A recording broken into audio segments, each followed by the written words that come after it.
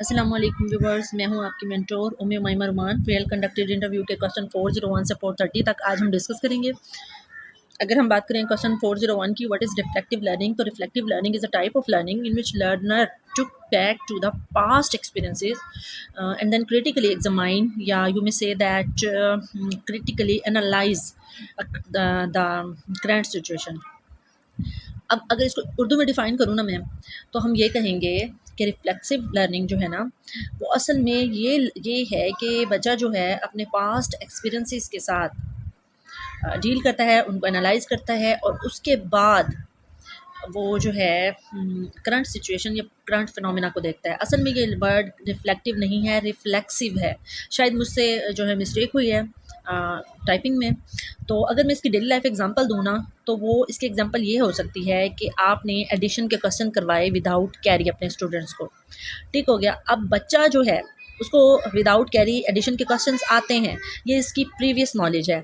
लेकिन जब आप उसको कैरी वाले क्वेश्चंस एडिशन के करवाएंगी तो आप कहेंगी कि बेटा आपने प्लस वाले जो क्वेश्चन किए थे ना पहले, अब उसमें ये है कि अगर हमारे पास पैसे ज़्यादा हो जाते हैं तो हम क्या करते हैं, हम कैरी कर देते हैं। या मतलब हमारे पास अगर जो गिवन अमाउंट है वो ज़्यादा हो जाती है आंसर में, तो हम उसको कैरी कर लेते हैं। तो फिर वो बच्चा क्या करेगा, वो रिकॉल करेगा अपनी प्रीवियस नॉलेज को, फिर उसको एग्जामाइन करेगा, उसको एनालाइज करेगा और फिर उसको करंट सिचुएशन में अप्लाई करने की, एग्जामाइन करने की कोशिश करेगा। तो ये हो जाएगी जी रिफ्लेक्सिव लर्निंग। 402 जो है, what is negative and positive learning. अब नेगेटिव लर्निंग में पहले भी आप लोगों के साथ डिस्कस कर चुकी हूँ कि नेगेटिव लर्निंग वो लर्निंग होती है जो आपकी प्रीवियसली लर्नड जो आपका डाटा होता है वो आपकी न्यू लर्निंग सिचुएशन में आपको हर्डल्स क्रिएट करता है, प्रॉब्लम्स पैदा करता है। जैसे फॉर एग्जांपल आप उर्दू मीडियम के स्टूडेंट हैं और एकदम से आप इंग्लिश मीडियम में ख़ुद को मूव ऑन करते हैं, तो फिर ज़ाहिर सी बात है आपकी प्रीवियस लर्निंग जो है वो आपको प्रॉब्लम करेगी आपकी न्यू लर्निंग में। और अगर हम पॉजिटिव लर्निंग की बात करें तो पॉजिटिव लर्निंग जो है वो असल में लर्निंग की वो टाइप है जिसमें आपकी प्रीवियस लर्निंग आपकी करंट लर्निंग में हेल्पफुल प्रूव होती है। जैसे फॉर एग्जांपल आप की मैथ अच्छी है और फिर आप उसको अप्लाई करते हैं फ़िज़िक्स के न्यूमेरिकल्स में, ठीक हो गया। Question 403, what is analytical research. Research की ये एक टाइप है एनालिटिकल रिसर्च, जिसमें क्या होता है, डाटा को क्रिटिकली एग्जामाइन किया जाता है, सूटेबल डिटेल्स को कंपाइल किया जाता है और उसके बाद जो है सूटेबल डिटेल्स के साथ डील करते हुए अजम्पशंस कायम की जाती हैं, ठीक हो गया। अब अगर इसको इंग्लिश में डिफाइन करें ना, तो हम कहेंगे it is a type of research in which the researcher critically examine and analyse a data and then draw suitable conclusions या suitable details to form an assumption. जैसे फॉर एग्जांपल हम कहें कि मतलब हमारे पास कोई डाटा है, मतलब री जो है उसका बच्चों पे क्या असर हुआ। लास्ट ईयर एक टीचर ने रीइंफोर्समेंट यूज़ की तो उसकी क्या इम्पैक्ट्स पड़े। फिर अब इस साल जब बच्चे 2 से 3 में प्रमोट कर गए तो फिर उन पे क्या अजम्पशंस पड़ी, तो फिर उसके हवाले से जितनी भी डिटेल्स होंगी उसको कलेक्ट करेगा रिसर्चर और फिर सूटेबल डाटा को यूटिलाइज़ करते हुए अजम्पशन क्रिएट करेगा, ठीक हो गया।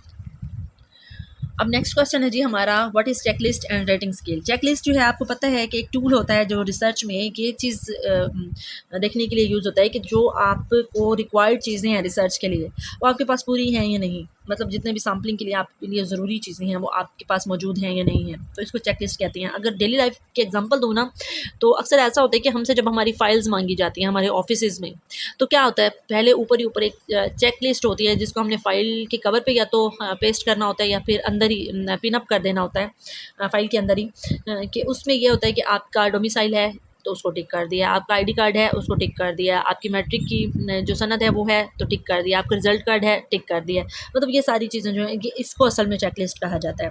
और अगर हम रेटिंग स्केल की बात करें तो it is the tool of research commonly used in descriptive research. अब डिस्क्रिप्टिव रिसर्च में क्यों कहा मैंने, आपने देखा होगा कि मोस्टली जो ये टूल है ना रेटिंग स्केल वाला, ये सर्वेज़ में यूज़ होता है और सर्वे जो है वो डिस्क्रिप्टिव रिसर्च की एक टाइप है। अब इसमें होता क्या है, इसमें क्लोज एंडेड क्वेश्चन होता है, मतलब मतलब ये कि मतलब वो आपको गिवन या रिस्ट्रिक्टेड आंसर्स दे देते हैं, क्लोज एंडेड होते हैं, जिसमें से आपने एक चूज़ करना होता है। ठीक हो गया। अब इसमें डिफरेंट टाइप्स हो सकती हैं, आपको इमोजीज के थ्रू भी पूछ सकते हैं, वो नंबरिंग के थ्रू भी पूछ सकते हैं, येस नो के थ्रू भी पूछ सकते हैं, और डिफरेंट वेज हो सकते हैं। क्वेश्चन 405 है जी, what are stages of Erik Erikson theory. Erik Erikson theory जो है वो psychological sorry psycho social development जो थी एरिक एरिक्सन की, उसकी 8 स्टेजेस हैं, आप ये बता सकते हैं। और आप ये भी बता सकते हैं कि एरिक एरिक्सन जो थे वो जर्मनी में पैदा हुए थे, और असल में उनको अमेरिकन साइकोलॉजिस्ट समझा जाता है, क्योंकि उन्होंने वर्क जो अपना किया वो अमेरिका में किया। अब 8 स्टेजेस के हवाले से आप बता सकते हैं, trust versus mistrust, autonomy versus shame and doubt, intimacy versus role confusion, initiative versus guilt, industry versus inferiority, identity versus role confusion, generativity versus stagnation, और लास्ट वाला था आइसोलेशन, इंटेग्रिटी वर्सेस आइसोलेशन। ठीक हो गया। अब देख लेते हैं question number 406, what will you do to make your students creative, which method. अब क्रिएटिव बनाने के लिए आप रीइंफोर्समेंट यूज़ कर सकते हैं, आप टॉफ़ी दे सकते हैं, आप गुड एक्सीलेंट दे सकते हैं, आप उन्हें बोर्ड पे बुला सकते हैं, आप उन्हें कोई प्रोजेक्ट असाइन कर सकते हैं। और अगर मेथड की बात करें तो आप एक्टिविटी मेथड यूज़ कर सकते हैं, प्रोजेक्ट यूज़ कर सकते हैं, आप साइंटिफिक मेथड यूज़ कर सकते हैं, फील्ड ट्रिप्स अरेंज कर सकते हैं उनके लिए, एंड सो ऑन। अगर क्वेश्चन नंबर 407 की बात करें, व्हाट आर सार्क कंट्रीज़। अब जो सार्क कंट्रीज़ है, सबसे पहले तो ये देख लें कि SAARC stands for South Asian Association for Regional Cooperation. इसमें जो है 8 कंट्रीज़ हैं, ये 8 दिसंबर 1985 में जो है इसको बनाया गया था। और पहले इसमें 7 कंट्रीज़ थे, जिसमें Bangladesh, Bhutan, India, Maldives, Nepal, Pakistan and I think so Sri Lanka. ठीक है। और बाद में 2002 में इसको ज्वाइन किया था अफ़गानिस्तान ने। फिर ये 8 हो गई कंट्रीज़, और ये सारी वो कंट्रीज़ हैं जो साउथ एशिया में एग्जिस्ट करती हैं। ठीक हो गया। 408 है, tell any 3 components of teaching. Any का वर्ड जो है शायद बाय मिस्टेकन मुझसे टाइप हो गया। जो टीचिंग के कंपोनेंट्स होते हैं वो 3 ही होते हैं, एक टीचर होता है, दूसरा स्टूडेंट होता है, तीसरा सब्जेक्ट मैटर होता है। 409 है जी, where does second SAARC headquarter exist. जी हेडक्वार्टर हमेशा एक ही होता है, शायद मुझसे टाइपिंग में मिस्टेक हुई है, या फिर शायद इंटरव्यू का जो पैनल है वो ये देखना चाह रहे हैं कि आपको सार्क के हवाले से जो है कुछ इन्फॉर्मेशन है भी या नहीं है। लेकिन इसका जो मेन हेडक्वार्टर है वो काठमांडू में है, जो कि नेपाल का इलाका है। इसकी फर्स्ट समिट जो हुई थी वो ढाका में हुई थी, सेकंड वाली समिट इसकी बेंगलोर में हुई है, फोर्थ वाली इसकी इस्लामाबाद में हुई है, और थर्ड वाली जो है ना इसकी काठमांडू में ही हुई है, जहाँ इसका हेड क्वार्टर है। ठीक हो गया। 409 वेयर डज सॉरी अब 10th वाला क्वेश्चन करना है। 410 what is M Q mean more knowledgeable other. Social constructivist वाली जो थीरी है ना, सोशल कंस्ट्रक्टिविज्म वाली, विगोस्की की थीरी, इसमें ये टर्म यूज़ हुई है। और इसमें 3 चीज़ें थी, ZPO, MKO एंड स्कैफोल्डिंग। अब जो विगोस्की थे उन्होंने स्कैफोल्डिंग का जो था ना प्रोसेस, वो लिया था ब्रूनर से, उन्होंने आइडिया लिया था। असल स्कैफोल्डिंग के जो मतलब आप ऐसे समझ लें कि इन्वेंटर हैं वो ब्रूनर हैं। मुझसे किसी व्यूवर ने ये क्वेश्चन किया था, तो मैंने सोचा मैं वीडियो में बात चलने के लिए तो आप लोग के साथ शेयर कर लूँ। Question 411 what is qualitative and quantitative research. जी ये 2 टाइप्स ऑफ रिसर्च हैं, जिसमें क्वालिटेटिव में हम क्या करते हैं कि डाटा को डिस्क्रिप्टिव वे में रिप्रेजेंट करते हैं, जबकि क्वांटिटेटिव में हम मैथमेटिकल या न्यूमेरिकल वैल्यू में इसको रिप्रेजेंट करते हैं। अगर हम इनकी टाइप की बात करें तो जो क्वालिटेटिव रिसर्च है उसमें डिस्क्रिप्टिव रिसर्च होगी, केस स्टडी होगी, बिब्लियोग्राफी होगी, सोशियोग्राफी होगी। और अगर क्वांटिटेटिव की बात करें तो इसमें experimental, historical, x post facto, जिसको हम काजल कंपैरेटिव भी कहते हैं, और कोरिलेशनल रिसर्च काउंट की जाएगी। Question 412 what is purpose of personality assessment. अब पर्सनैलिटी असेसमेंट क्यों की जाती है वो ये पूछना चाह रहे हैं। तो जाहिर सी बात है, पर्सनैलिटी असेसमेंट जो है किसी भी इंडिविजुअल की करेक्टरिस्टिक्स को, उसकी ट्रेड्स को चेक करने के लिए की जाएंगी, और फिर उसके बाद क्लिनिकल डायग्नोसिस किया जाएगा। ये एक असल में क्लिनिकल अप्रोच है, जिसमें मतलब डायग्नोस की जाएगी आपकी जो साइकोलॉजिकल एलिमेंट होगी, फिर उसके बाद उसको जो है उसके इलाज पे काम किया जाएगा। और पर्सनैलिटी टेस्ट के लिए आपको पता है कि प्रोजेक्टिव टेक्निक्स यूज़ की जाती हैं। Question 413 define action research. Action research is also called classroom research. और क्लासरूम लेवल पे जितनी प्रॉब्लम्स हैं उनको सॉल्व करने के लिए, या एजुकेशन सेक्टर से रिलेटेड जितनी भी प्रॉब्लम्स हैं उनको सॉल्व करने के लिए हम एक्शन रिसर्च को कंडक्ट करते हैं। जैसे फॉर एग्जांपल रीइंफोर्समेंट जो है उसका बच्चों पे इम्पैक्ट पड़ता है, अगर पड़ता है तो कैसा, पॉजिटिव या नेगेटिव, और अगर पॉजिटिव है तो फिर उनका आपस में कोरिलेशन क्या है। तो इस तरह की सारी चीज़ें जो है ना वो एक्चुअली सर्च में काउंट करेंगे हम लोग। Question 414, what is instructional method? Instructional method is a type of method that is use to engage students in teaching learning process. ये मैं अपने वर्ड्स में आप लोगों को डिफाइन कर रही हूँ। तो आप ये कह सकते हैं कि टीचर असल में इसमें क्या करता है कि teacher provides instructions to the students and students follow these instructions and work independently.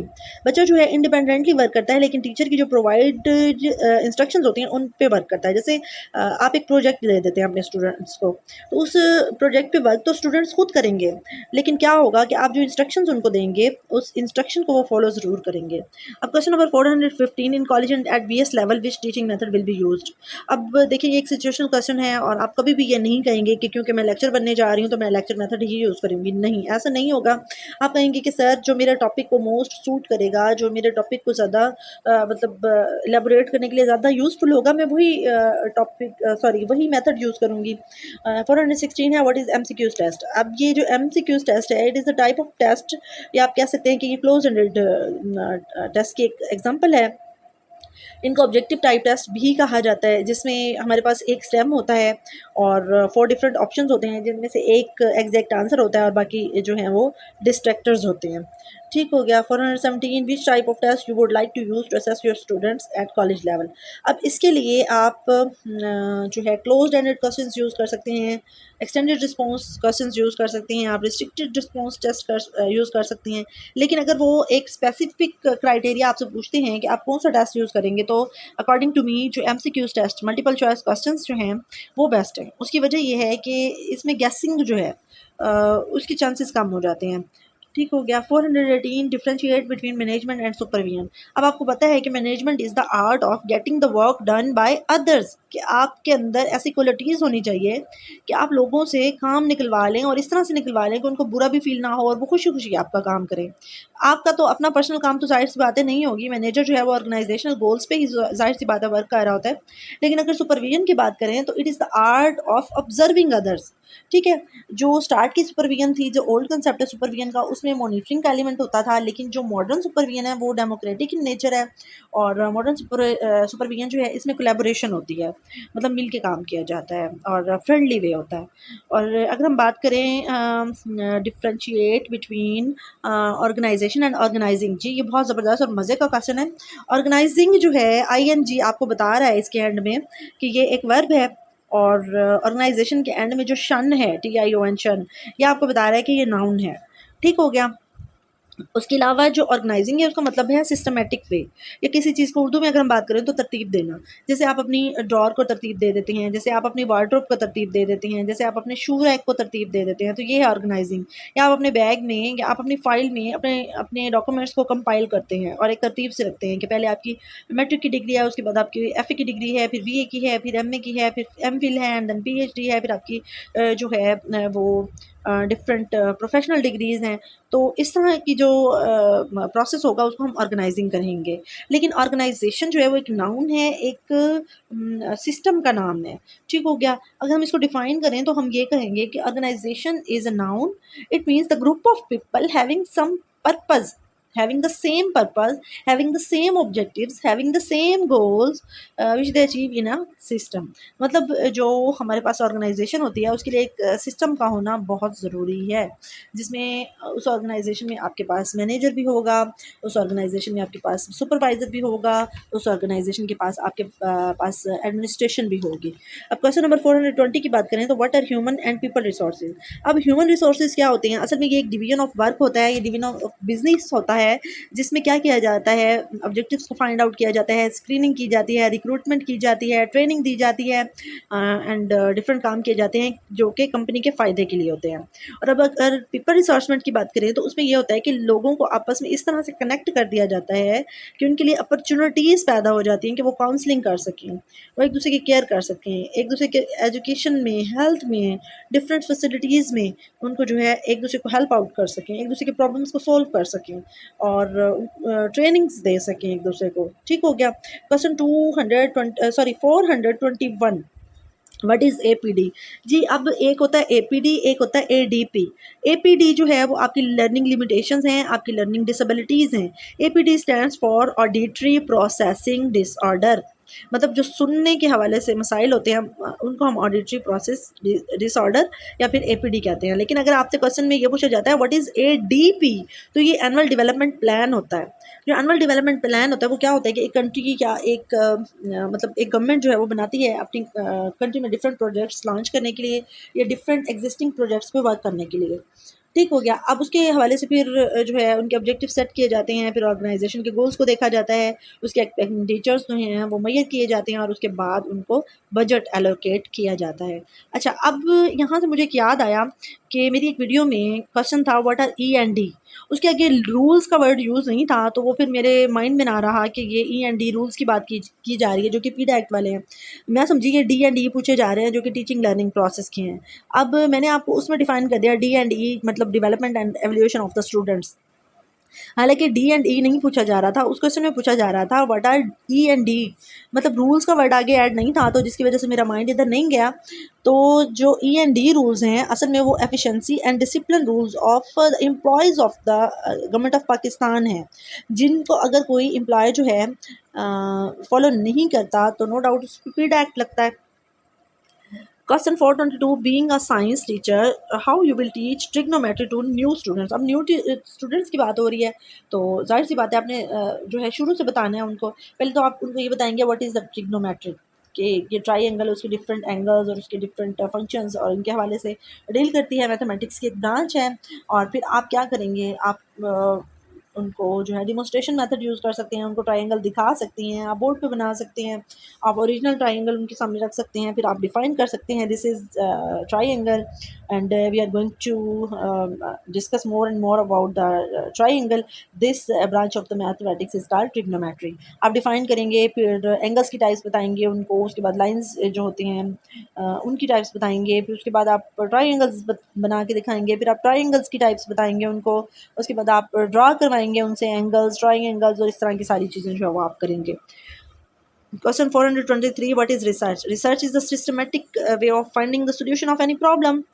और 424, what is literacy rate of your area? ये एक सिचुएशनल क्वेश्चन है, तो आप अपनी जब सिटी की प्रोफाइल रेडी करेंगे तो जाहिर सी बात है आप उसमें लिटरेसी रेट जो है वो ऐड करेंगे। और 425 है what are stages of genetic epistemology. सबसे पहले तो आप ये देखें कि what is epistemology. Epistemology is the branch of philosophy which deals with knowledge. अब नॉलेज तो किस चीज़ का, जेनेटिक्स का। तो जेनेटिक्स जो है असल में जेनेटिक्स एपिस्टेमोलॉजी कहा किसको जाता है, आप ये देखें। जो जेनेटिक एपिस्टेमोलॉजी है वो जीन पियाजे की कॉग्निटिव डेवलपमेंट की थ्योरी को कहा जाता है। ठीक हो गया। उन्होंने जानबूझ के आपसे मतलब वो बहुत मशहूर थ्योरी है, तो जेनेटिक एपिस्टेमोलॉजी का वर्ड उन्होंने इसलिए यूज़ किया क्योंकि इस नाम को बहुत कम लोग जानते होते हैं। तो इसकी आपको पता है कि जीन पियाजे ने 4 स्टेजेस दी थी। सेंसरी मोटर जो कि 2 से 4 ईयर तक है, सॉरी 0 से 2 ईयर तक है। उसके बाद प्री ऑपरेशनल जो कि 2 टू 7 ईयर्स तक है। उसके बाद कंक्रीट ऑपरेशनल जो कि 7 टू 11 ईयर्स तक है। और उसके बाद फॉर्मल ऑपरेशन जो कि 11 टू ऑनवर्ड है। ठीक हो गया। उसके बाद जी हम बात कर लेते हैं what is Taba model, what are stages of, ये तो हो गया। 426 एक्सप्लेन टाबा मॉडल। आपको पता है कि करिकुलम का second most important model of curriculum है जो कि हिल्डा टाबा ने रिप्रेजेंट किया था। अब पहला पहला करिकुलम का जो मॉडल है वो टेलर का समझा जाता है जिसके 4 एलिमेंट्स हैं, लेकिन जो हिल्डा टाबा हैं इन्होंने 1962 में इसको रिप्रेजेंट किया था और इसकी 7 स्टेजेस हैं। उसके अलावा हिल्डा टाबा ने इंडक्टिव अप्रोच की बात की है कि जो करिकुलम है उसकी अप्रोच इंडक्टिव होनी चाहिए। उसके अलावा हिल्डा टाबा ने ये भी बात की है कि स्टूडेंट्स की जो नीड्स हैं वो एक टीचर से ज़्यादा कोई नहीं समझ सकता, तो इसलिए जो टीचर है उसी को करिकुलम डेवलप करना चाहिए। Question 427, how you will increase literacy rate in people. तो आप लिटरेसी को कैसे इंक्रीज़ कर सकते हैं? आप आउट ऑफ स्कूल चिल्ड्रन को स्कूल में ला सकते हैं, आप कम्युनिटी की गाइडलाइंस ले सकते हैं, आप जो है लीडरशिप की क्वालिटीज़ को यूज़ करते हुए उनकी माइंड मैपिंग कर सकते हैं, उनको मोटिवेट कर सकते हैं कि आपने स्कूल आना है। उसके अलावा आप गवर्नमेंट के जो इनिशिएटिव्स हैं, आप उनको डिस्कस कर सकते हैं कि एडल्ट एजुकेशन का इनिशिएटिव लिया गवर्नमेंट ने, कम्युनिटी एजुकेशन के स्कूल्स बनाए, उनका इनिशिएटिव लिया, आफ्टरनून स्कूल्स बनाए, सुबह 9 स्कूल्स बनाए, ट्रांसजेंडर स्कूल्स बनाए, जो कि मुल्तान में पहला बना है ट्रांसजेंडर स्कूल। और इसका इफ्तिताह जो किया था वो ट्रांसजेंडर जो थे जिन्होंने इफ्तिताह किया था, इसकी इनॉग्रेशन की थी, उनका ताल्लुक लोधरा से था। Question 428 what is contemporary learning and contemporary assessment. अब कंटेम्परेरी लर्निंग और कंटेम्परेरी असेसमेंट ये दो डिफरेंट चीज़ें हैं, आपने खुदारा इनको मिक्स नहीं करना। कंटेम्परेरी लर्निंग जो है ना, इसका मतलब होता है कि ऑनलाइन लर्निंग ग्लोबली, पूरी दुनिया में। अब इसकी अगर मैं आपको एग्जांपल दूँ ना, तो जो अब आप मुझे सुन रहे हैं ना यूट्यूब पे, ये कंटेम्परेरी लर्निंग की ही एक एग्जांपल है। और अगर कंटेम्परेरी मॉडल ऑफ असेसमेंट की बात करें, तो कंटेम्परेरी मॉडल ऑफ असेसमेंट जो है उसमें ये होता है कि जो चिल्ड्रन के प्रॉब्लम्स होती हैं उनको फाइंड आउट किया जाता है, उनके सॉल्यूशंस ढूंढे जाते हैं, असेसमेंट की बहुत सारी वैराइटीज़ यूज़ की जाती हैं, और एट द एंड ये देखा जाता है कि बच्चा जो है उसमें कोई डिसेबिलिटी तो नहीं है। अगर डिसेबिलिटी है तो वो माइनर है या मेजर है। अगर मेजर है तो उसको स्पेशल एजुकेशन के स्कूल में भेज दिया जाता है, और अगर माइनर डिसेबिलिटी है तो उसको जनरल स्कूल्स में ही रखा जाता है। 429 की अगर बात करें, how you will motivate a 5 year child for education.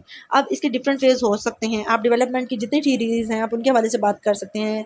Lawrence Kohlberg की मॉरल डेवलपमेंट की थीरी के हवाले से आप बता सकते हैं कि वो जो है ट्रस्ट वर्सेस मिसट्रस्ट की स्टेज पे होगा, या आप कह सकते हैं कॉग्निटिव डेवलपमेंट की थीरी के हिसाब से कि वो प्री ऑपरेशनल स्टेज पे होगा, जाहिर सी बात है। उसके अलावा आप जो है एरिक एरिक्सन की थीरी की बात कर सकते हैं। सॉरी, कॉलबर्ग में मैं एरिक्सन की एग्जांपल दे गई कि ट्रस्ट वर्सेस मिसट्रस्ट के लेवल पे होगा। अगर लॉरेंस कॉलबर्ग की बात करें तो वो फर्स्ट स्टेज पे होगा, क्योंकि वो जज़ा सज़ा की से डर से आपसे करेगा, मतलब आपकी बात मानेगा। तो आप डिफरेंट एग्जांपल्स दे सकते हैं कि इस तरह से आप मोटिवेट कर सकते हैं। लेकिन अगर आप ये चाहते हैं कि आप किसी भी थीरी का नाम ना लें, सो दैट आपसे थीरीज़ के क्वेश्चंस ना पूछे जाएँ, आपकी कमांड थीरीज़ पे अच्छी नहीं है, तो फिर आप क्या कर सकते हैं? आप ये कर सकते हैं कि आप बच्चे को जो है मोटिवेट कर सकते हैं, उनके लिए फ्लेक्सिबल स्टडी टाइम अरेंज करके। मतलब अगर वो खेलना चाह रहा है तो आप उसको रिस्ट्रिक्ट नहीं करेंगे, नहीं बच्चे आपने पढ़ना है, क्योंकि उसकी एज बहुत कम है। फिर आप प्ले वे मेथड यूज़ कर सकते हैं। उसके अलावा आप रिवार्ड्स दे सकते हैं, आप रीइंफोर्समेंट यूज़ कर सकते हैं, आप क्लैपिंग करवा सकते हैं उसके लिए, उसकी प्रेज़ कर सकते हैं, उसको बोर्ड पे बुला सकते हैं, उसको जो है डिफरेंट एवियर्स यूज़ कर सकते हैं, आप मल्टीमीडिया का यूज़ कर सकते हैं एंड सो ऑन। अच्छा, 430 क्वेश्चन है, what is current government doing for education. अच्छा, एक और बात मेरे माइंड में आ रही है। आप क्या कर सकते हैं, आप कहेंगे कि बच्चे अगर आप अच्छा-अच्छा काम करोगे ना, तो मैं आपको एलईडी जो हमारी क्लास में है ना, इस पे पोएम्स भी लगा के दूँगी। तो बच्चे बड़ी जल्दी मोटिवेट हो जाते हैं। उसके अलावा आप कॉम्पिटिशन करवा देना अगर स्टूडेंट्स का, तो उससे भी उनको मोटिवेशन बहुत मिलती है। अच्छा, क्वेश्चन है 430, what is current government doing for education. आपने पता है क्या करना है, आपने बेशक आपके अपने ख़यालात जैसे भी हों गवर्नमेंट के बारे में, लेकिन आपने तारीफ़ों के पुल बाँध देने हैं इंटरव्यू रूम में, अगर ये क्वेश्चन आ जाता है तो। तो आपने क्या करने हैं, आपने इनिशिएटिव्स बताने हैं गवर्नमेंट के। तो जो प्रेज़ेंट गवर्नमेंट है उसके हम इनिशिएटिव की बात कर लेते हैं, फिर हम बता देते हैं कि प्री एजुकेशन जो ईसीई जो है उसके हवाले से, और ईसीई सस्टेनेबल डेवलपमेंट गोल्स के हवाले से हम डिस्कस कर सकते हैं कि एसडीजी 4 जो है उस पे बहुत अच्छा वर्क कर रही है, एजुकेशन फॉर ऑल पे वर्क कर रही है हमारी गवर्नमेंट। फिर हम ये कह सकते हैं सुबह 9 स्कूल बनाए, एडल्ट एजुकेशन बनाए, कम्युनिटी एजुकेशन को जो है मज़ीद बजट प्रोवाइड किया। उसके अलावा ट्रांसजेंडर स्कूल्स की हम एग्जांपल दे सकते हैं। फिर उसके अलावा हम ये बता सकते हैं कि एसएनसी जो है बहुत अच्छा स्टेप है। अच्छा, एसएनसी का अब जो न्यू नेम है ना, वो है Pakistan national curriculum. Pakistan national curriculum जो है मतलब वायरल तो यही हुआ है, लेकिन असल नाम जो ऑफिशियली है ना वो है नेशनल करिकुलम ऑफ पाकिस्तान। तो आप लोगों ने रेडी रहना है इस चीज़ के लिए कि आपसे पूछा जा सकता है, बल्कि ऑलमोस्ट हर इंटरव्यू में ये क्वेश्चन किया जाएगा कि what is the new name of SNC. तो वो है जी नेशनल करिकुलम ऑफ पाकिस्तान। उसके अलावा आप बता सकते हैं कि परवेज़ इलाही ने रिसेंटली ट्वीट की है कि कुरान जो है वो सिलेबस के साथ ही बच्चों को फ्री प्रोवाइड किया जाएगा। टीचर ट्रेनिंग्स करवाई हैं इस गवर्नमेंट ने, एसएनसी पे डिफरेंट ट्रेनिंग्स करवाई हैं, आप ये बता सकते हैं। उसके अलावा परवेज़ इलाही साहब ने एक और ट्वीट की है कि 90 डेज़ के अंदर अंदर आपने 60,000 टीचर्स जो हैं वो रिक्रूट करने हैं, और ये अमल का आपने 90 डेज़ के अंदर अंदर कंप्लीट करना है। उसके अलावा बजट के हवाले से बता सकते हैं कि 326.86 बिलियन सारी educational sectors, higher and school education department सबको मिला के सबके लिए 326.86 बिलियन रुपीज़ मख्तस किए हैं, जो कि हमारी जीडीपी का 1.77% बनता है। उसके अलावा हम ये बता सकते हैं कि प्राइमरी एजुकेशन के लिए उन्होंने 3.786 बिलियंस रुपीज़ मख्तस किए हैं। फिर एडमिनिस्ट्रेशन के सेक्टर के लिए 2 बिलियन रुपीज़ हैं। हायर एजुकेशन डिपार्टमेंट की बात करें तो 4.174 बिलियन रुपीज़ मख्तस किए हैं। सेकेंडरी एजुकेशन की बात करें तो 8.863 बिलियन रुपीज़ मख्तस किए हैं, एंड सो ऑन आप बात कर सकते हैं। होपफुली आपको वीडियो बहुत पसंद आई होगी। अगर वीडियो पसंद आई है तो वीडियो को लाइक कीजिएगा, वीडियो को शेयर कीजिएगा। मिलते हैं नेक्स्ट 30 क्वेश्चन के साथ। टिल देन अल्लाह हाफ़िज़।